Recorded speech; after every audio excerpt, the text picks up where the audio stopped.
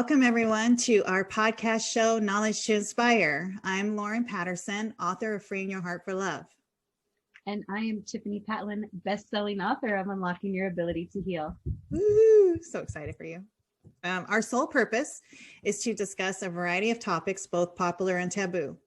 We will be sharing our personal experiences and present experts, inspiring guests, professionals, and upcoming authors, all with the wisdom and knowledge to inspire you. So, right. Tiffany, what are you toasting to today? I am a best-selling author. Woo! Unlocking Your Ability to Heal hit 5 categories. So shout out to everybody out there that has supported me and is continuing to support me. Thank you so very much. And I did just want to announce to anybody that I'm going to keep my Kindle at 99 cents. So, because I was thinking about all the people that are probably hurting. I know when I was younger, I couldn't necessarily afford a $20 book, no matter how life-changing it might have been.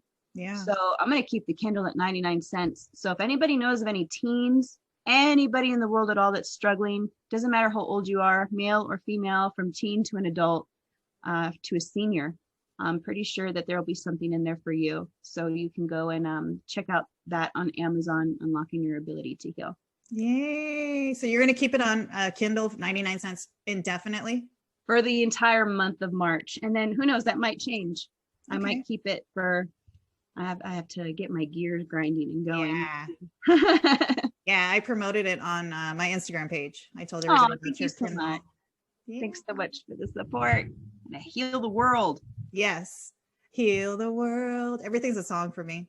Make it a better place. Remember that song? By Michael Jackson and all those other people. Yes. I need to look at it now because it's so old. It's We Are the World, remember? Mm-hmm. I love that song. And The Man in the Mirror. He's got a lot of good songs. I know. I miss him, actually. He's a good artist. Did you ever see the one that had the video about the world when he was, it's like the trees. What about us? That song. I want to watch that. You should. It made me cry. Like if you sit there and you watch it and you see like everything that we're doing to the world, like it hurts my heart, you know. We need to get better with that. So lift us up, Lauren. What's your celebration? I am celebrating today. I've been waking up with like just gratitude. Like I spent the weekend with my kids and my grandkids. Finally got to see my little babies, Alex and Mason, and they're so cute. Oh my gosh, Tiffany! Like Alex he was born in June, so he's like 8 months, I think, 9 months.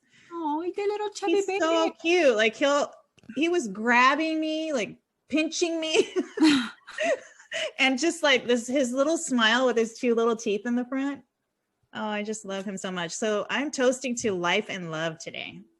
I love that. Who doesn't love thinking about chubby toddlers and kissing and cuddling? Because I think about like if I took my life in my 30s, right? I wouldn't have met my grandkids. And so I was just feeling very thankful this morning because I was looking at their pictures. And when I look at their pictures, I cry because I'm just so overwhelmed with so much joy and love in my heart for those little babies. I love them so much. Wait till you're a grandma. You're going to know. I used to hear from people, oh, when you're a grandparent, it's a different kind of love. They're right. I can't explain it. It's just, you love them like your kids, but it's a different love. Like, wow. I look at them and I cry all the time because it's like, oh my God, like my son had a son, you know, like my son had kids. That is weird. It's just like, wow. And I'm young enough that I'll probably see my great grandkids. Ooh, that would be so cool. What a blessing. Very blessed. And so I just wrote a really nice post in the Miracle membership. I'm in Gabby's Miracle membership and about just appreciating life, you know? So yeah, I've come a long way. That's beautiful. I love it. So Tiffany, our topic today, we have an amazing guest, right? And Artale, Dr. Paul Artale. Yes. And we're going to talk about, so Tiffany and we're talking about like workplace mindset, managers.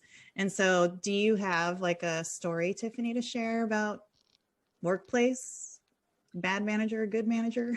Yeah. I mean, it's visited me a few times, but just having managers that talk down to you, that disrespect you, and that mistreat you. And that's happened to me in more than one business. Like one company I worked for, I remember this lady, I realize now looking back, this lady was just overworked, overstressed, just really unhappy.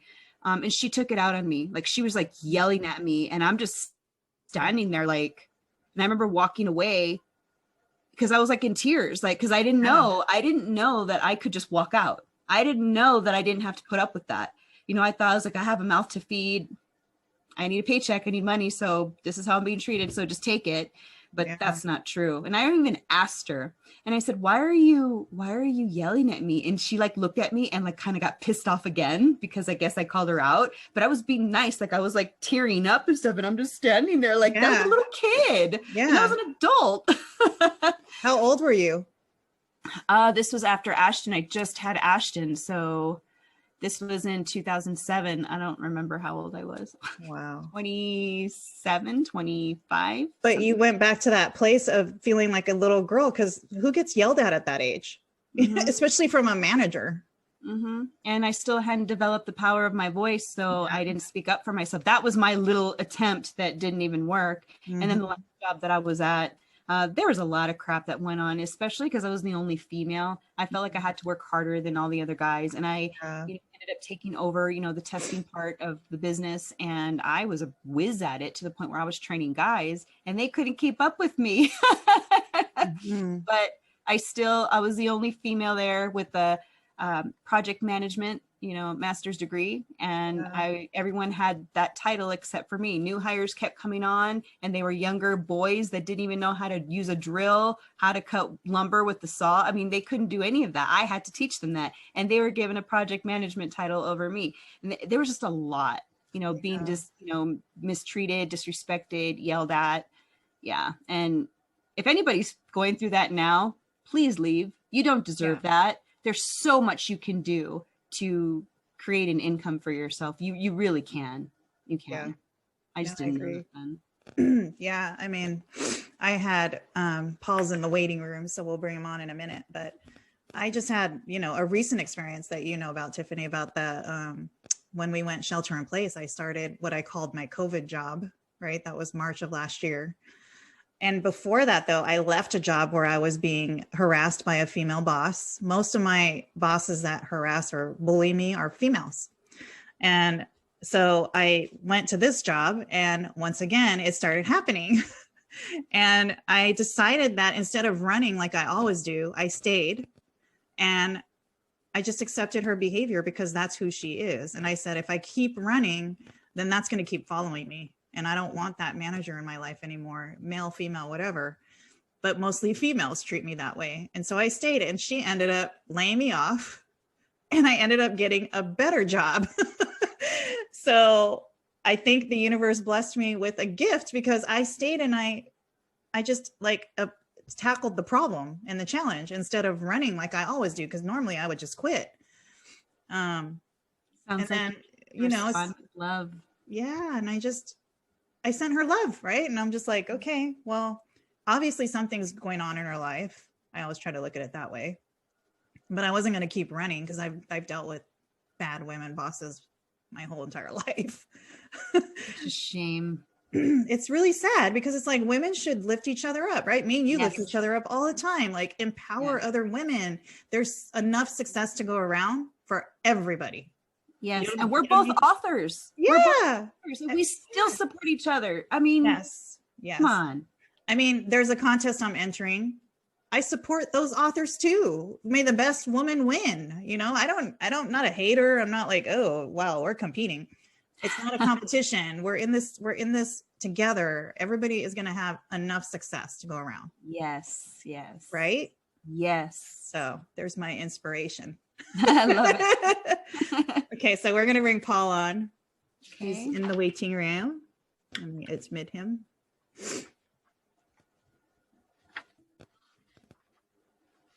Hi, Paul. Paul.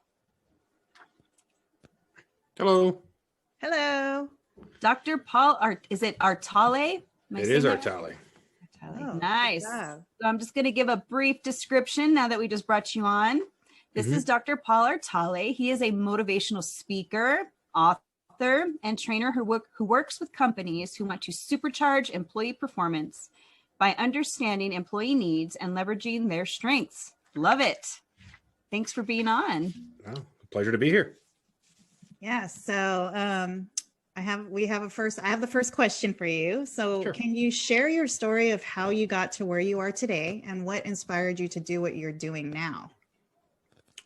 Sure. Great question. So my story really starts, I don't want to say how many years ago. It starts years ago where I was, for those who don't know, since I'm on a podcast and you might not see me, is, I was born with what some would call a physical disability. So I'm missing fingers and I have shortened forearms. So, like my left hand's got like the 3 fingers of a ninja show. My right hand's got like 2 fingers, like a Lego man hand, as my son says.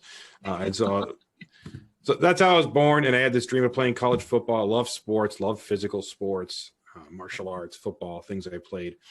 And I had this dream of playing football as far as I could go. And I was cut in high school 6 years later through a lot of turns of events. I ended up walking on and playing defensive end at the University of Toronto. And that sort of really changed my mindset in life.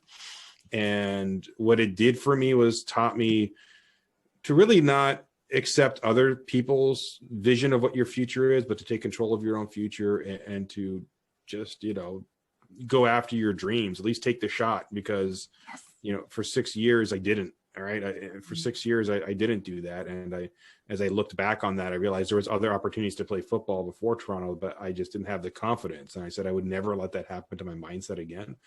And after I was done playing, I used to wear a big University of Toronto alumni football ring on my finger. And, at the local establishment, people would ask me what it was, and I would tell them the story. And people kind of liked the story. And I had this desire to do some motivational speaking, and it all came together. And probably a few years into my motivational speaking journey, really when I started my PhD, I just decided I wanted to be serious about it. I didn't just want to do it for fun or, I talked a lot of smack on it. I kept saying, I'm going to be this big motivational speaker. And my wife got tired of hearing me. And she's like, do it or be quiet. So I did. And I decided that it was, for me, really rewarding once I discovered how I could use my story to help others overcome their challenges, and which in most cases are psychological or their mindset challenges. I kind of joke that everything I coach people on always comes back to mindset. So that is a very brief overview of how I kind of came into my world. That's beautiful. Mm-hmm. Can you share a challenging or funny, amazing experience that you've had? Oh, there's so many. I mean, everything to me is funny in hindsight. I'm that guy that people don't want to be around when something happens because they know it's going to work its way into something I do on stage or in a podcast. That was a good one. It's a good one. It's selecting, I just talked about the football story, but a little bit, but I think for me, years ago, I used to work in college. I was a college administrator. I was the guy that was like the student government advisor and did that kind of work. That's actually how I got a lot of my speaking experience as a young professional, was doing trainings for student groups on college campuses. And it was one day you gotta set the stage. It's 6:30 in the morning. I'm in the university center trying to find students to come to an event and I believe it started around 7:45. And I'm yelling tacos for breakfast at the top of my lungs, trying to get people to go to this thing. Now you're probably asking yourself, why in the world are you doing such a thing? And as student government advisor, our president of the student government invited the president of the university to a special breakfast and ordered tacos on the menu, not breakfast tacos, but like a full-on dinner Mexican feast. And I don't know why, but everyone was worried about this. The student government reps didn't want him to do it. My boss was upset, people, because they were worried like students wouldn't come because they didn't like the food. And it kind of fell on me as the advisor to make sure this event was a success. And I'm freaking out and going, I don't want to, the funny thing is when you're in a weird situation, like especially when you're in a less than ideal work environment, everything seems like it is the most important important thing in the world. Like, everything seems like it's life and death. And I'm in the university center at 6:30 yelling, tacos for breakfast. You want tacos for breakfast? And just harassing the 6 students who were there, 3 of which I think were on the custodial staff taking a break. Like, it was just really bad. And then, of course, the students ended up coming to this event. They didn't really care it was on the menu because the president of the university was going to be there. President didn't say anything to us directly about the menu. And I just remember during that whole exchange just asking myself, like, what are you doing with your life? Like, you're almost got a PhD. You're kind of smart guy. You've got this, I was speaking a little bit. I wasn't doing it full time. So you've got all these tools, and you're terrified, and you're harassing people over the dumbest thing. So, like, for me, it was a big life check. And I thought about that. And when I talk to people, like at my coaching clients, my life coaching clients, they always have, like, I call it a taco moment, right? Like, what's your taco moment? Where it's just something that is so stupid. If I were to tell you anybody else that was stressing me out, you would look at me like, that's not a problem, dude. But in the moment, in the context of where you're working, we all have these taco moments that just make us like freak out. And so that was really, for me, just really life-changing in terms of my perspective at the time. I love that taco moment. I love tacos. I love tacos too. I just, apparently for breakfast. Tacos for breakfast. Yeah, it's funny. Every time I pass a Taco Bell, I'm like, oh God, no. At 10 a.m., I'm like, I hope there's just eggs on their tacos. But that's my husband's favorite place, like Taco Bell. But Taco Bell and him do not get along. Like, he's not supposed to. I don't think Taco Bell and most people get along. It's so good though. It is. It's like, for me, that's like KFC. Like, I probably eat KFC once a year. Yeah. And it tastes so good for about 10 minutes after I'm done. And then I just have I regret life choices for the next 6 months. Why did I do that? Why? What is it? So darn funny. You Colonel. And it's funny because when I go to KFC, that's the only place I'll get Pepsi. Mm-hmm. It's like, I have to have a Pepsi. It has to be a Pepsi. That's interesting. So I saw your video, the YouTube video on leadership and the lesson that you were doing on that video. So do you want to share it? I thought it was very inspirational, especially when you talk about the rope. Yeah, the ropes course. Yeah, so back in that story, which you can get off my website at paulartale.com or just YouTube, Motivational Leadership Story. It's there. But so that story takes place. I was an undergraduate in college, so this is like actually pre-football. And as part of my fraternity leadership, I applied to be in this special leadership academy, and it was kind of really cool. And I was all excited because it was like in Miami, right? And being a Canadian kid, I thought there was only one Miami, so I thought I was going to Florida, and it turned out it was Ohio. So, like, who knew? I learned a little bit about geography.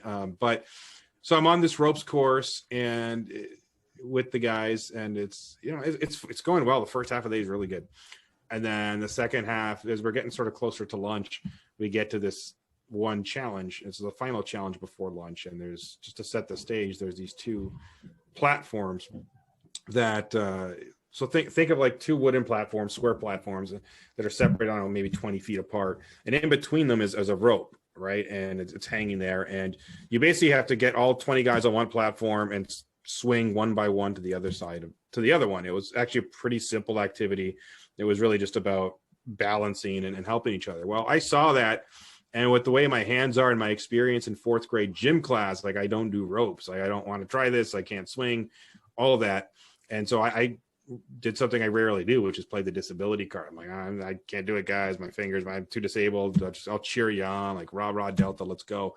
And my fraternity brothers at that academy were like, no, we'll get it right. Like, we're going to work with you. Like, this not how this works, dude. Like, we're going to work with you. So they worked with me, and we tried all sorts of crazy things, like me, tying it around different parts of my body, and like me on other people's backs, which just, was not good. And finally they found this log and they tied it to the bottom of the rope, and they were like, sit on it and swing. And I prayed to God that the thing would hold me, because I'm not a petite fellow. And got across, and I was 21 years old or something like that, 2021, and first time I'd ever swung on a rope in my life. And when I tell this story, there's 2 lessons that are there. The first is, like, from a personal point of view, we're going to face challenges in our lives, often with a task that we've in the past might have failed at or we're uncomfortable with, and we have to find ways to, like, push past the fear and really get our mindset focused on another attempt, and to not worry about the past. Like, we can learn from it, but we can't let it dictate what our future is. And the second lesson is for us that are on the external of that, right? Like, as leaders in our lives, we're always going to be encountering folks that are struggling. And as leaders, do we let them sort of make excuses? Do we let them just get away with it? Or do we challenge, do we challenge them to be better and be part of the process, right? So it's like, it's challenge and support. So we want them to, we want to say, you're going to swing on that rope, but we also want to be the ones in the trenches working with them, and not just being like, yeah, figure it out. We'll see you after lunch. Right. And so I think, to me, that's a powerful leadership lesson, because quite often, like I said, on a personal level, it's easy for us to tap out before we can get in the ring. And then as leaders, it's so easy for us to say, well, we expect you to do this. We expect you to figure it out, and then just sort of not really provide the system for people to be successful. And those moments are what change people's mindsets, right? Like, that moment changed my idea of what I could physically push myself to do, which, 2 years, 3 years later, whatever it was, all of a sudden I'm like, I can walk onto a college football team. Why wouldn't I walk onto a college football team? And that was in the back of my head, because it was scary. I was like, I can't be. And one part of me was like, you can't be an athlete like that. The other part's like, dude, you can push yourself like you did that day on that ropes course. And so I think it's important, because those create really monumental moments for us. Wow, thank you. I love that story. It's a fun one. I was reading more about your bio, and I see here you're an author, Yes. The 2-Year-Old Guide to Work-Life Balance, Correct. and Power Step, How to Start Living Life on Your Terms. I like that. And then it says, Paul's signature keynote, Hit Hard, 3 must-have mindsets to break through adversity. What are those? What are the mindsets? Gotcha. So 3 mindsets. They are, number 1, adjust your attitude. And so it's really, when I talk about that module, I talk a lot about the language we use to describe ourselves, and the beliefs that we believe we have, and we have to check all of our assumptions. We have to check the words we use to describe ourselves. So I talk a lot about the mental dictionary. What words are in your dictionary? What words do you need to delete? And I'll often tell the story of how in college football, I never saw myself as an athlete till like the very end, when my coach was like, "You're a good athlete." And I had never seen myself that way before. I always see myself as like the guy with heart, this guy with a disability. And I was like, no, he's like, "You're a good athlete." And it came out conversationally. I forget what I think I was trying to talk him into me playing a linebacker. He's like, "You're not built like that." He's like, "You're really good. Like, you're a good athlete. You can do these things." But we weren't. So it wasn't done like, in some sort of patronizing way. It just came out naturally. So I always said, like, at that moment, I deleted the terms like inspirational player from my mental dictionary and added the word athlete to it. And I thought that made such a huge difference. So that's the first one, is adjusting your attitude. I think the second one is to leverage your strengths, because we often, when we're going after a goal, we're often focused on what we don't have versus what we do have. And we have a lot of the tools we need to be successful already within us. Sometimes they need to be refined. Sometimes we need to identify them. Like, we need to work on them, but they are there. And so looking at, not just my football story, if we go from like my athletic career, like even I did a lot of martial arts, and, I competed in some karate tournaments. I had, it was when I focused on my strengths that I was more successful. So I'll use like the martial arts example. Like, I got short arms, but I have really quick hands, and I also have like these big thundering legs, and I can give really hard kicks. But in a karate tournament, it's all about speed. So I just remember going to my sensei, and I was like, I don't know if these tournaments are cut out for a guy like me, because kicking's my strength, but I'm also slower than most guys. And he's like, "You got some of the quickest hands I've ever seen. Use them." And like, I was like, "What? You're nuts." And he's like, "No, just use them." So I did, and that's how I win tournaments with a lot of hand techniques, because number 1, people would underestimate me, so they get too close, and when they were too close, I could ping them, and I was so fast they didn't see it coming, and then that meant they would take a few steps back, and then they're in range of my legs. So it was like this kind of nice dichotomy. So I really believe that we have to leverage our strengths. That's where we start from.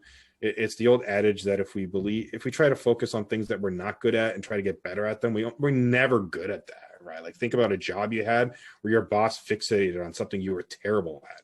right? Like how much better? And they're like, oh, you're not good at it, so we're gonna send you to a 3-day training to get better at this thing. And they spent thousands of bucks, and what you got? Like you went from like a 2 to a 2.5. It's just never. It's never. It's or never. You don't know. You don't know. You still don't know. Yeah, right. So, but think about like when you actually get to do something you love, or you see an employee do something, a team member do something that they love, and you see them run with it, and you're like, oh my God, this person's a beast. It's because you let them do what they were good at and get better at what they're good at. So I think that's the second mentality is to leverage your strengths. And I think the third is just I call it committing to the process. And we see things in life too much as wins and losses and failures and successes, and I believe in just continual growth and learning. And so I mean I created my own process, because as a speaker you have to name stuff after yourself. It's kind of like in the handbook. So it's the Artale momentum process, which is really 3-4 steps depending how you look at it. But it's like step one is you have an experience, you go do something, right? You put yourself out there. And then the second step is you get feedback from that experience, right? Sometimes it's asking people. Clearly it's just how you felt, how you think it went. Like you get all this, sometimes it's hard data, but you get all this feedback from that experience, and you analyze the living daylights out of it. And when you're ready, you identify what's something that you can apply from that data to change it, right? So then the third step is then change something, right? Like get ready to plan to change something, and then go have the experience again, right? So it's kind of like 3 steps, with the fourth being just try it again. And once you try it again, you go back to having the experience. So it's like this continual learning cycle. What I like about the cycle is that as I said, it takes the focus off winning and losing. You just focus on getting better every single time. And I think that's what it's about. And if you study folks that are really successful at anything they do, they adapt this in some form or another, right? Like you can see stories of Michael Jordan just working hard. I mean, he could have easily, after his second NBA title, been like, all right, I'm done. Like, right. I'm good. And then he retired. He came back and he won 3 more championships. Like you see that with actors all the time, pushing themselves to be better. They're constantly critiquing themselves to be a business, right? Some people ask why. Like, let's take up Bill Gates, even though some people believe he's trying to take over the world. But let's take Bill Gates. Like he's at a different phase in he's not running Microsoft anymore, but he's constantly learning and improving, tweaking, right? So this mindset's inherent in people that are successful and really good at what they do. And I think it's essential for people to have that in their own world. And like I said, I think the process piece takes it away from like, I didn't achieve it, or I did because, I got to live my dream. I've lived several dreams in my life, and I'm really grateful for that. But if the football thing didn't work out, if I had walked on and they just said, sorry, go home, applying that, I could have still gotten some sort of lesson. I would have gotten some lesson out of it. I would have applied it to something else in my life. And so thinking about that it's really important. Good stuff. Yeah, that resonates with me. That makes me think of when Tiffany, when we go onto Instagram and we're signing up, right? I had 0 followers, and at first I had written writer because you have to identify yourself. And then I think a month later I changed it to author, but I was really scared to change it to author because I wasn't an author yet.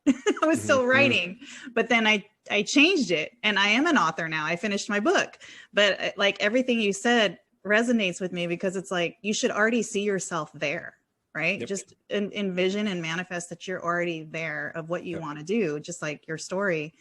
And it's just amazing how you like Muhammad Ali, he didn't wake up and say, oh, I'm going to be a great boxer one day. He thought it, and he was it, he became it. So it's like, it's just amazing mindset. And it comes down, I think, to owning. You got to own your expertise. At some point you have to be comfortable knowing that you're a badass at something. Like you have to, that's the Karate Kid fan of me coming out. That's Johnny Lawrence. But like Cobra Kai, Eagle Fang Karate for life. But, Cobra Kai, I love that. I talk about the Karate Kid all the time. Love karate. But I mean, it's just, you have to own that expertise. You have to own, people aren't comfortable with that, right? It's like you felt uncomfortable calling yourself an author at first, right? Even though you had it, but you were writing, you were going to be in your mind, you just, you was coming. And I remember the first time I called myself like a work-life balance expert, and some of my colleagues in like my PhD program were like, well, that's a little presumptuous. So I'm like, I don't have the degree yet, but I'm pretty sure I know more about this than most people in the world. Like I can and did do news report, like, you know, it was that guy that interviewed for the news, or, you know, an article, get the soundbite quote. And I was just like, we're experts at what we do already. I mean, yeah, what's the statistics? Like, if you read 3 books on a topic, you know more than like 95% of the population. So I think after 4 years of PhD, of grad school and a PhD, I think I could call myself an expert. And I realized that wasn't like they were looking at it from a knowledge standpoint, like you have to have some sort of degree or status or knowledge before you can call yourself that. And I was just looking at it from a confidence. It's a confidence issue, right? Like I can go on stage and talk to people about work-life balance because I know stuff, and I'm confident in my knowing it to project it out to the world. And I'm also confident to know that I don't know everything, even when I have a fancy degree, that I don't know all the answers. And that I'm also okay with saying, I don't know, or here's my guess, but I could be completely wrong in a couple of years, which is funny because pre-COVID, I'm like, man, we're going to be doing a lot more Zoom. And I didn't predict COVID, but it's just funny. I was like, that's never going to happen. And then all this craziness has, I think it accelerated what I knew was going to happen. So I'm kind of in a weird way geeking out at everything that's been going on in the world from a work perspective, because it's forced people like, yeah, I like not commuting.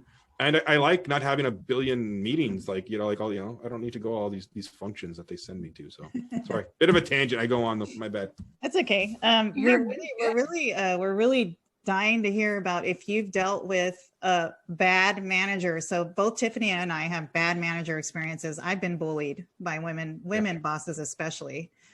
So do you transform those type of managers into being a more positive, inspirational manager? No. I don't know. You have to ask some of them. I think I'm probably the best and worst employee you could ever have. Because number one, I'm brutally honest, whether I like you or not. Like, my level of liking you might accelerate how honest I am up front, but because usually if I'm quiet, that's not a good thing. So, I mean, I remember, I'll tell you, I moved from Toronto. So, Canadian. So I moved from Toronto to like Leavenworth, Kansas, like this, you know, like the town, not the prison. And I, you know, just to be clear, and I went there to coach college football, and they were giving me a free master's to do it. And the way, because it was a small college, they didn't have a huge budget, so they were like, you have to work for this department on campus. But you'll coach with us. You're a coach. Like, you know, it's just that they're going to pay your way, and then, you know, you're going to coach. And they said, but you got to do work for them. I said, that's fine.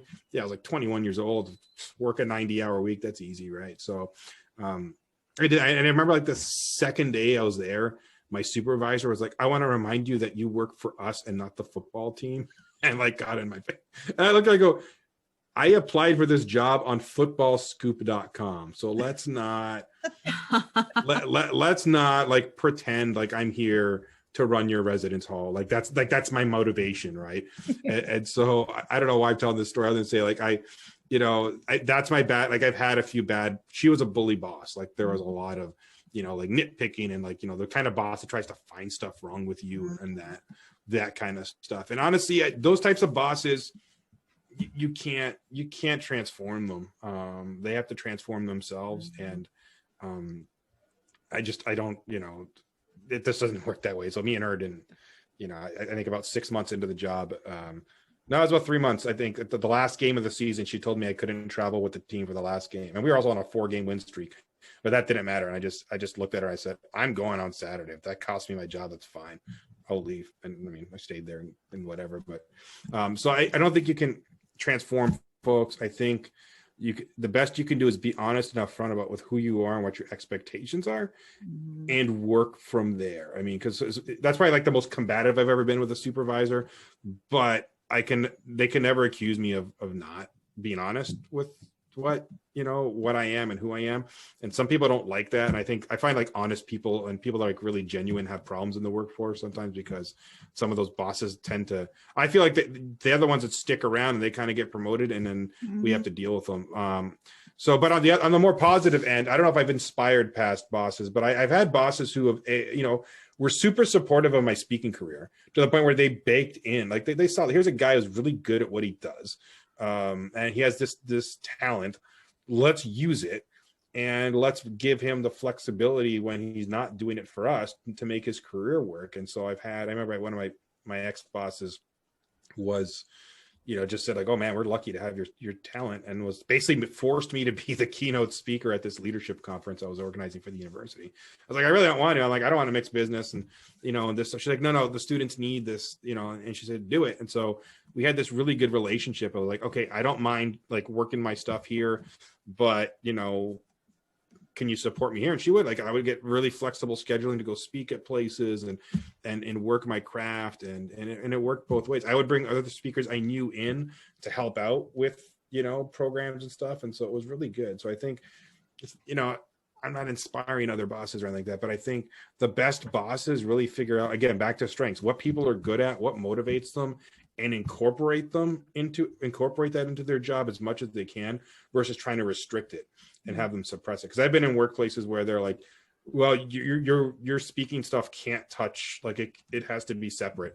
And I'm like, okay. And they're like, we don't want you to talk about the fact that you do this on this, outside of work. And I'm like, okay, so now I have to like suppress who I am, like, like this. It makes no sense, and it's such a big part of who I am. And like, to be honest, these days, so that one company, like this one place where they said that to me, I tried hard. And I remember I was doing some sort of training, and I made a reference to me playing college football. I mean, I can't remember why, but I did.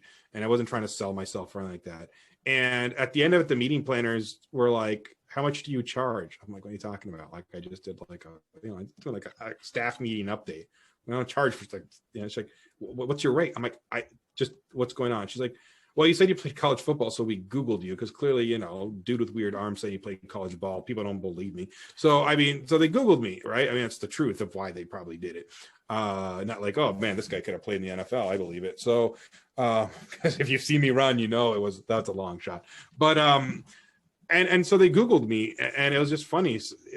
And then, of course, if you Google my name, everything, these days everything comes up, my website, my social media, my speeches, all that stuff, and all of that. And it was just interesting. I was like, I remember having like a really informal talk with my supervisor and just saying like, this is what happened. I'm just disclosing it because you don't want to get like picked on. I said, but like, you realize in this day and age, I cannot talk about it, but people can still find it out, right? Like, it's just, someone the other day said they're just trying to figure out how to spell my name, and I don't know why they didn't like just ask me or go to my Facebook page, my Facebook friend. They Googled it, and like they're like, I didn't realize you did all this stuff. It was someone's just a friend, like doesn't really. I'm like, yeah, like so. If you Google someone's name, all this stuff comes up. So I think the good leaders just embrace who you are and accept. And I think incorporate it, and I think it's okay as a leader to say to someone, I know you're not going to retire at this job, because let's be honest, nobody is. Right. And you might have aspirations that have nothing to do with this business. And let's be honest, a lot of people do. And saying, clearly I expect you to do what you need to do for this job and be good at it. But let me use this. What can I do to help you get to the next level in your life? Because that's win-win. That person's going to perform better for the job. When they leave, they're going to recommend people, because talk to a lot of companies that do work with HR, always looking for talent, right? Well, best talent's word of mouth. Doesn't matter what social media we have these days. It's still worse. Word of mouth and referrals still gets you the best folks. And so it's win-win. And that person gets to sort of get to the next level in their life and get to be successful as well. So why wouldn't you want that philosophy in your workplace versus trying to keep people down or trying to have them separate their lives? Most people can't and don't want to separate their lives anymore. So let's help them out. I love that. I love that you say that, because it's true. The true good leaders support their employees. If you have a happy employee, they work harder for you. Yep. Like you said, they're suppressing who they are. So, I mean, we're not meant to do that. So that comes with ill feelings, negative feelings. So when you're going to work, you're unhappy. But you're probably going to be pissed because they don't support you, so it's just not good. It's just not. You start getting into like accounting. You get into like a bean counterculture when that happens, right? Like, it's like, you need to do this, and they get really strict with you, and then the employee reaction usually like, oh, fine, then I'm not going to work 1 minute past, or I'm going to, they're going to find ways to subvert. Like, it's sort of the research they talk about, like, covert versus overt resistance, right? And so like, you actually want overt resistance. You want resistance when people are not happy or they have an idea. You want them to be open about it, right? You don't want covert, because covert is like when they start going to Indeed.com and they start sabotaging your system. They just don't do it, right? Covert behavior is, I joke about like Zoom And some people are like, well, employees aren't engaging digitally, and that's because they've got more choice now, right? Like they don't necessarily want to go to the in person. If you've blocked off 3 hours to go to a team builder, they might just be there because they can't choose to sit in their office and not go because they're going to get ostracized or it's part of the job, right? Or like, the retirement party is always a great, like that social event, like come see, goodbye, say bye to Bob, and it's like, I don't know Bob, but get me some cake, right? Like I don't want to do something, or or like my thing when I didn't want to do work was you go talk to people, like, you go the social butterflies, yep. Right? I would, and I didn't do a lot of it like on purpose, but I just realized afterwards, like I needed a break and I was doing it. So, but you don't want that kind of covert behavior. And then like on the more sinister end, it's people saying like, F it, I'm not doing it. Like, I'm not, or like, oh, that customer got me this thing. And you know what, I'll do it tomorrow or 2 days from now because they're not going to appreciate the work I'm doing. So what does it matter? And that's not good for anybody. Right. So you don't want it to go that way. So it's, and the reality is, we're not going to retire most of the workplaces we have. And that's just the way the world works. But to understand that, like, the idea of like this company loyalty that existed like in 1952 because you could work at the same place for 30 years and get a pension and all that, like that's gone, right? Like look at the like when the economy, when there's a pandemic, people become line items on sheets, and people, I don't think people forget that. So how you treat people is really important, right? Like people remember how you made them feel and how they were treated. They're not gonna be like, oh man, I really love the TPS reports there. That was the best part of my life. Right? People are gonna be like, I remember that. I remember that they treated me really well. I remember that when it was the economic crisis that they did everything they could to save jobs. And maybe, and maybe I was lucky enough to be one of those people that they saved. Or maybe they did lay me off, but I never felt like it was done out of like, malice. Like I felt like I was respected and that when the jobs came back that I was considered, like all those things that go into it. And I think if as leaders, we can't understand that, then I think we're doing a severe disservice to both our employees, but also to to whatever our business is, to our customers, our subscribers, whatever that is. We're doing a disservice to them too, because it ultimately impacts them as well. Yes. Good stuff. Good stuff. I agree. Yeah. So Paul, before we wrap up, we always like to end with a positive thought or quote. Do you have anything you want to share? Positive thought or quote. I'll share my favorite quote and then I'll give a thought. So my favorite quote, one of my all-time favorite quotes, is by English poet named John Dryden. And he says, "Beware the fury of a patient man." And I just have always liked that. Because especially in today's society, everything is so instant gratification.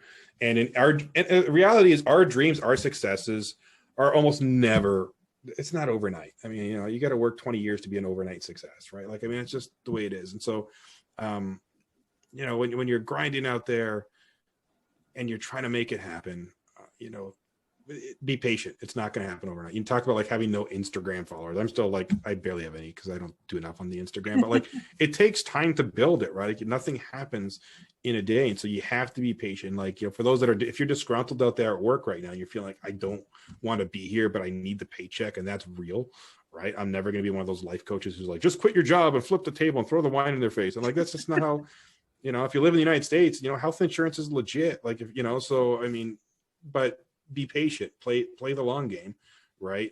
Play by their rules, and then so that one day you can play by yours. And so I love that patience. And then the thought is, I'm going to come back to strengths based, and just understand that the thought you need to understand, I think, is twofold. Number one, most of what's keeping you from being successful or being happy, because I don't want to use the word success, is really they're your own notions of who you are and what life is that are keeping you by. It's mental. Like I coach speakers, I coach people looking for career transitions, right? And I coach just some people sort of more on the just more traditional life coaching, and all three of them, like it all blends in. It's all mindset. Like most of it's mindset. Like, yeah, I can show you a couple techniques in a spreadsheet in this tool, but it's mindset. So you need to really like check your assumptions, check with who you are, and understand that sometimes for you to change, you have to step out of who you were or who you think you were to become who you want to be.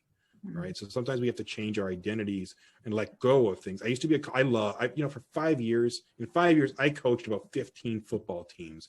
All right. And on top of, like, I coached college every year, and I would coach summer league and kids just for fun. And I loved it. Like, it was the best 5-6 years of my life.